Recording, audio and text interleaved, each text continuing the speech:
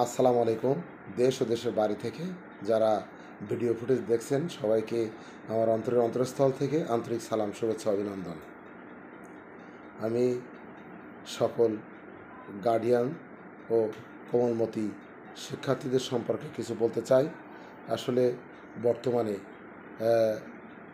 শিক্ষা বাণিজ্য হচ্ছে বিভিন্ন প্রান্তে, সে বিষয়টা আপনাদের অবগতির জন্য আমি জানাচ্ছি। বর্তমান বেসরকারি শিক্ষা প্রতিষ্ঠানগুলোতে ব্যাপক সিট দেওয়ার প্রচলন লক্ষ্য করা যাচ্ছে। আসলে আমি সকল অভিভাবকদের জ্ঞাতার্থে জানানোর চেষ্টা করছি, সিট দেওয়া হচ্ছে যারা বিশেষ করে প্রাথমিক লেভেলে পড়ে, তৃতীয় থেকে পঞ্চম শ্রেণীতে, তাদের কিন্তু প্রচুর মূল বই পড়ানোর দরকার। সিট এমনভাবে বেসরকারি শিক্ষা প্রতিষ্ঠানে সরবরাহ করা হচ্ছে বা দেওয়া হচ্ছে গার্ডিয়ানদেরকে সন্তুষ্ট রাখার জন্যে। আসলে গার্ডিয়ানরা সকালে যে কম্পিউটার থেকে যখন গরম সিট হাতে পায় তখন তারা ভুল খোঁজে, দুই একটা শব্দের বানান ভুল আছে কিনা সেগুলো দেখতে থাকে, কিন্তু আসলে দিন শেষে কোমলমতিরা সেই সিট থেকে কিছু শিখলো কিনা সেটা জানা যায় না। আর শিক্ষার যে বিশেষ ব্যবস্থা সেটা কিন্তু একদিনের জন্য নয়। আমি অভিভাবকদের দৃষ্টি আকর্ষণ করছি, আপনারা যদি মনে করেন যে আপনাদের কোমলমতিরা 2-1 মাসের মধ্যে লেখাপড়া সুন্দরভাবে শিখে যাবে, তবে সেটা ভুল ছাড়া আর কিছু নয়। কারণ শিক্ষার যে ধারাবাহিকতা সেটা কিন্তু অনেক দিনের। 1 বছর ধরে আপনার সোনামণি কি শিখলো না শিখলো, 1 বছর পরে তার মূল্যায়নটা পাওয়া যায়। কিন্তু আপনি শিক্ষা শুরু করার সাথে সাথে কিন্তু আপনি তার মূল্যায়নটা পাবেন না। এজন্য আমি সকল গার্ডিয়ানদের অনুরোধ করব, আপনারা শুধু সিট নিয়ে সন্তুষ্ট থাকবেন এটা না, আপনারা দেখবেন বেসরকারি শিক্ষা প্রতিষ্ঠানগুলোতে মার্জিত সম্পন্ন প্রথম শ্রেণীর অভিজ্ঞতা সম্পন্ন শিক্ষক আছে কিনা, বা ছেলে ছোকরাদের দিয়ে ক্লাস নেওয়া হচ্ছে কিনা। অনেক বেসরকারি শিক্ষা প্রতিষ্ঠান আছে সাতক্ষীরা জেলায় যেগুলোতে শিক্ষকরা কিন্তু মার্জিত শিক্ষক নেই, সব কিন্তু ছেলে ছোকরা যাদের লেখাপড়াই শেষ হয়নি, ছাত্রের গন্ধ তাদের গা থেকে এখনও কাটেনি।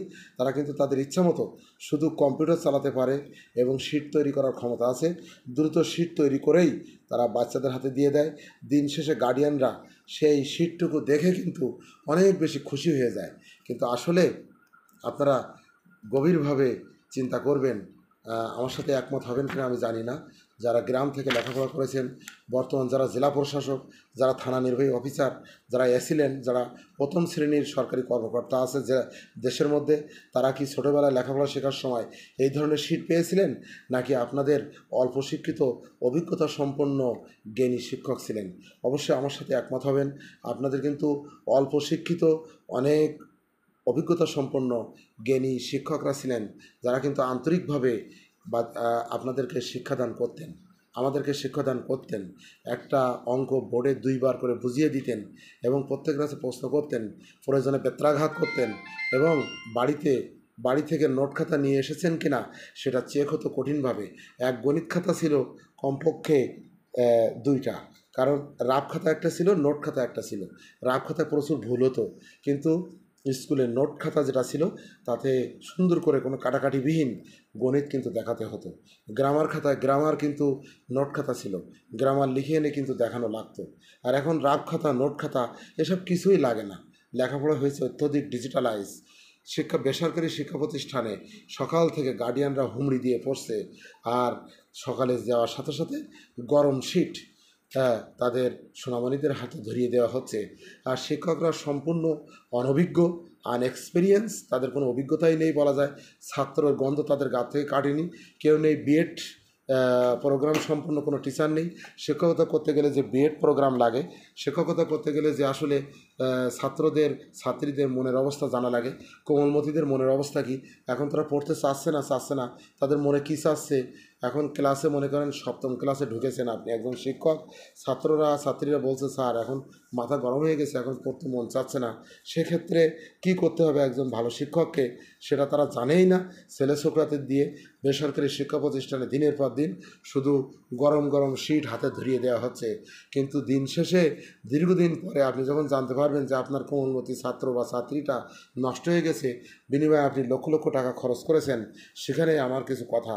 আজকে এসব বিষয় বিবেচনার জন্য আপনার কোমলমতিদের দিকে খেয়াল করার জন্য এবং তাদেরকে প্রচুর পরিমাণে মূল বই পড়ানোর জন্য এবং ক্লাসে গিভ অ্যান্ড টেক করার জন্য এই অনুরোধ এবং এই আবদারটুকু রেখে সকল গার্ডিয়ানদের দৃষ্টি আকর্ষণ করে যে আপনারা শুধু সিট দেখবেন না, আপনারা দেখবেন শিক্ষা প্রতিষ্ঠানের এক্সপিরিয়েন্স সম্পন্ন শিক্ষক আছে কিনা, শিক্ষা প্রতিষ্ঠানে অভিজ্ঞতা সম্পন্ন শিক্ষক আছে কিনা, শিক্ষা প্রতিষ্ঠানে বিএড প্রোগ্রাম সম্পন্ন ব্যাচেলর অফ এডুকেশান এই ট্রেনিং সম্পন্ন শিক্ষক আছে কিনা, মার্জিত সম্পন্ন হায়ার এডুকেটেড শিক্ষক আছে কিনা, এগুলো খেয়াল করার জন্য যারা দেশ ও দেশের বাইরে সকল গার্ডিয়ানদের দিকে আমি দৃষ্টি আকর্ষণ করছি। সাথে সাথে আমি সকল কোমলমতিদের শিক্ষা ব্যবস্থা অনেক সুন্দর হোক, তারা অনেক বেশি জ্ঞানী হোক এবং দেশের কল্যাণে নিজেদেরকে আত্মনিয়োগ করুক, এই আশাবাদ ব্যক্ত করে আমি আমার কথা এখানে শেষ করছি। সবাই ভালো থাকবেন, সুস্থ থাকবেন। আসসালামু আলাইকুম ওয়া রাহমাতুল্লাহ।